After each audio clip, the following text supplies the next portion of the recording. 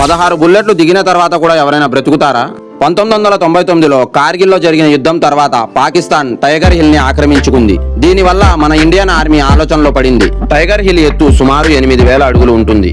ఒక అడుగు తేడా పడినా కింద పడితే చనిపోవడం ఖాయం. యోగేందర్ సింగ్ యాదవ్ గారు అతని సైన్యం ప్రాణాలు పోయినా పర్వాలేదు అని గుండె ధైర్యంతో ఆ కొండను ఎక్కడం మొదలుపెట్టారు. కొంత దూరం ఎక్కాక పాకిస్తాన్ సైన్యానికి వీళ్లు కొండను ఎక్కుతున్న సంగతి తెలిసిపోతుంది. కొండపై నుంచి శత్రువులు మన వాళ్లపైన బుల్లెట్ల వర్షం కురిపించారు. అందరికంటే ముందుగా యోగేందర్ సింగ్ యాదవ్ గారు ఉన్నారు.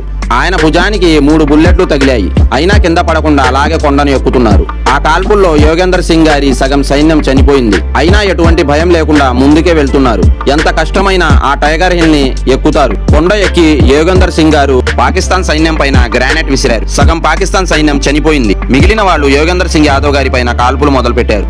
ఈ లోపు యోగేందర్ సింగ్ గారి మిగతా సైన్యం వచ్చి శత్రువులందరినీ చంపి టైగర్ హిల్ ని ఆక్రమించుకున్నారు. ఈ యుద్ధంలో యోగేందర్ సింగ్ గారికి 16 బుల్లెట్లు తగిలాయి. అదృష్టం బాగుండి ఆయన ఇప్పుడు కూడా బ్రతికే ఉన్నారు.